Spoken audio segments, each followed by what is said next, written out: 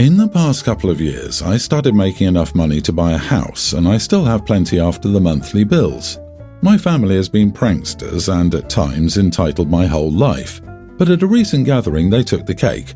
I had no contact with them for years, but they convinced me to reconnect after I moved closer. For gifts, I got them all good stuff, like tablets for the kids with built-in DVD players, sports memorabilia and camping stuff for my dad, brother and uncle, specific antiques, jewelry and appliances for my mom, sister-in-law and aunt. I brought my girlfriend with me, as the little family she has is horrid, so she was delighted to spend time with my family. Everything was going smoothly, and I warned my family no pranks on me or my girlfriend at all. They swore none would happen, but they couldn't resist. We got attacked by silly string from multiple fronts. That stuff reeks and gets everywhere. Somehow we powered through that. But then came the gifts. I wasn't expecting much, but none of them even tried. I got dollar store cooking utensils, a pair of hideous holiday socks that I confirm was also dollar store, and a pink hat. And that was just from my parents. They all kept sniggering and recording me as I unwrapped random junk. One is a used mirror of a car I no longer own, and the one gift there to my girlfriend was a bottle of fart spray. I told them I'd had enough and they agreed to no pranks. Long story short, they weren't just gag gifts, they were the only presents there for us. I had enough and just started gathering all the presents I bought. They all freaked out and demanded I give them back. I told them all that they didn't change one bit and they could kiss all of that stuff goodbye. We bagged everything and stormed out. The family kept calling and messaging me that I was greedy, I couldn't take a joke or think of anything to get me, and the kids were crying. I don't need to go on. Am I the idiot? Also, I've refused to return any of their presents. Edit, I had no contact with them before because when growing up I was the overly serious type used as a scapegoat for my brother, and I was just treated poorly, like I was unwanted half the time. I was the unplanned son while my brother was not. They also have the worst sense of humour. Try sharing a house with a cheesy parody of the Jackbutt crew. After many years of no contact, my parents acted like they'd seen the error of their past and apologized for it. But now I think they're all just waiting for me to let down my guard. They stalked my social media and came to my door with flowers after I moved back to the area 2 years ago. I wasn't mentally ready for the reconnection, but they convinced me. Not the idiot. What is wrong with your family? A prank is only funny if appreciated by everyone involved, and you warned them that you didn't want to partake in anything like that. Furthermore, how is it funny to get a loved one awful gifts without a genuine present at the end? Your family isn't pulling pranks, they're just being idiots. You did the right thing by taking away their presents, and while there's not much hope for the adults involved, maybe the kids might learn a valuable lesson about messing around and finding out. They're not to blame for all of this, but a point must be made. Time to go no contact with them again. Taking the gifts away is your prank. Can't they take a joke? I know, right? I can't understand these people. They grabbed the opportunity to prod OP one last time. Who gets the girlfriend fart spray for their child? Their child went no contact with them, and once he's ready to give them a second chance, they think the best thing to do is disrespect, humiliate and attack him. Either they're the dumbest or the meanest people ever, or both. And it feels like they may have reconnected with OP due to OP's recent financial success. If that's the case, they were all monumental idiots to make OP angry before they got the gifts free and clear. I'm sorry, this isn't just pranks, dude. This is bullying. You're still the scapegoat, and they thought they'd hooked you back in and didn't have to keep playing nice. The only thing they were concerned about when you left was the gifts. Not you, your girlfriend, your distress, your humiliation, your embarrassment, your future relationship with them. They cared for none of that, just the gifts. Cut them off. They'll never change. So, my friendship group is currently in shambles over this situation. The two main people are my, 24 female, friends Alex, 25 male, and Leah, 24 female. They hooked up and now Leah is pregnant, but Alex isn't happy about it. Alex and Leah have always been weirdly close, but they've never crossed the friendship line, and clearly, for good reason, the whole thing has been messy since Leah told him she was pregnant. He asked her to get rid of it and she said no. So he asked her not to tell his family about the baby yet, but she went ahead and told them. Most of our friendship group thinks she baby-trapped him for money since her family doesn't have much and Alex's are more comfortable. I originally was defending her, but then, while she was ranting to me about what an idiot Alex is, she said the only thing Alex would be good for was money and that her baby wouldn't need him as a father. She kept talking about Alex, money, and him being an ATM for a good 30 minutes. The conversation left a bad taste in my mouth, so I discussed it with Charlotte, my best friend, and Alex's ex, and we both agreed that it seemed like Leah only cared about the money. I said I was starting to agree with the friends who thought she baby-trapped him for money. Unfortunately, Charlotte mentioned it to a few other friends who told others, and it's gotten back to Leah. She hasn't said a single thing to me, and the only reason I know she now hates me is because Alex, of all people, confronted me about it and she blocked me. He told me to leave Leah alone and tried to guilt me because she was pregnant and needed her friends right now, but he was the one causing her the most stress. He said if I, or anyone else, said anything else about her, we'd have to deal with him. So most people are now denying ever saying she baby-trapped him, so I feel like I'm being thrown under the bus here. Charlotte said he's only playing hero because his family is all on his case now. Leah keeps running to them, so he has no choice but to act like he cares. Am I the idiot? You are the idiot. Stop calling Leah your friend because you are not a friend to her. Both Alex and Leah had consensual intimacy and are aware of the need for birth control. That's between the two of them. Alex is financially responsible for the baby and he knows that. That does not mean Leah baby-trapped him, only that she expects child support for his child. You said nothing to Leah but then sneaked around gossiping and spreading rumours without actual knowledge. Now you're reaping the consequences of running your mouth and thinking you're the victim. Your friend group is finding out that you are no friend but a malicious gossip. Yeah, nothing in the post even indicates she's baby-trapping him, lol. If I got pregnant after a hookup and the dad didn't want the baby, I'd at least be thankful he has the means to help support the baby financially. Most people would be glad about that, lol, especially if financial support is the only type of support they'll get and the dad isn't willing to parent. None of this is an indication of baby trapping, lol. OP, you accused your pregnant friend of doing something terrible, with no actual evidence of her doing that thing, and spread that lie about her around. The situation was none of your business to spread gossip about to begin with. Of course you're the idiot, and remember, Alex knows what happens when he does it without protection. Don't go acting like he's some victim here. None of you are. Grow up and stop gossiping when it's none of your business. My parents named me Robin, teen male, and my sister Sky, 18.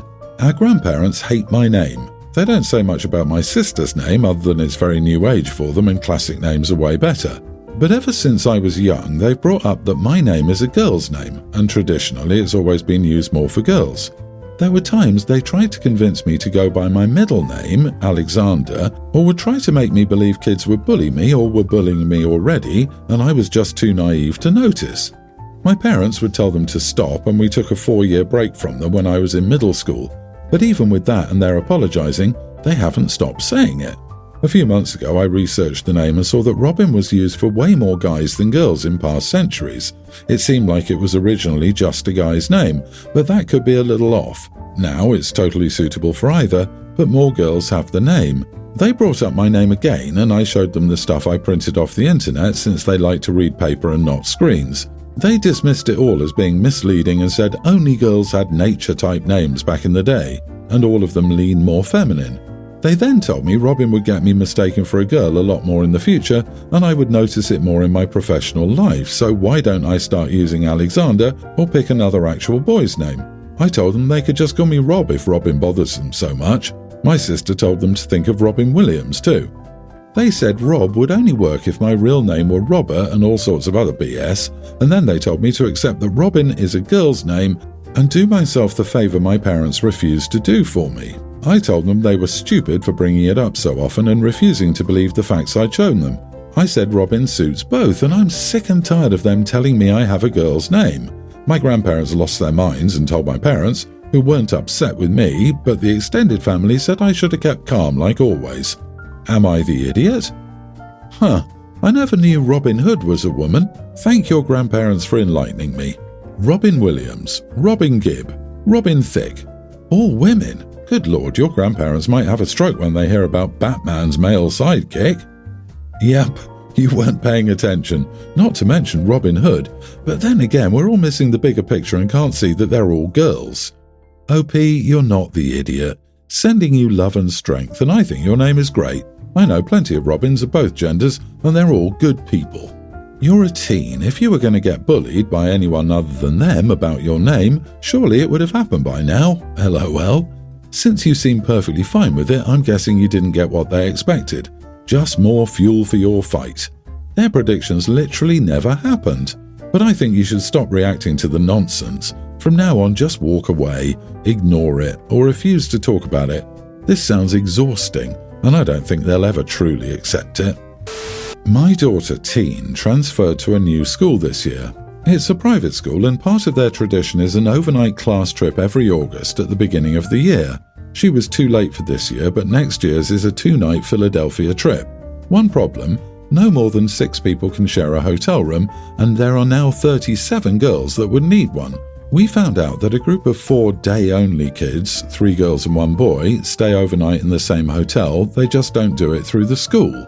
The 4 aren't super well liked, and there have been bullying issues, especially against the boy, but they're friends with each other, so the parents banded together and decided to fund and chaperone them themselves to avoid any issues. They do 2 rooms, one for the kids and one for whichever parent goes. They've reached out and offered to let my daughter share with them. She wants to do it. I'm not comfortable. Co-ed sleepovers are not acceptable. It's completely inappropriate.